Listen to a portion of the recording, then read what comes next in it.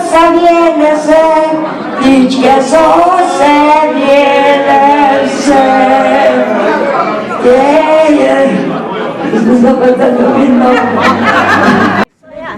Tu parla? Io non posso come lui. Addio. Addio.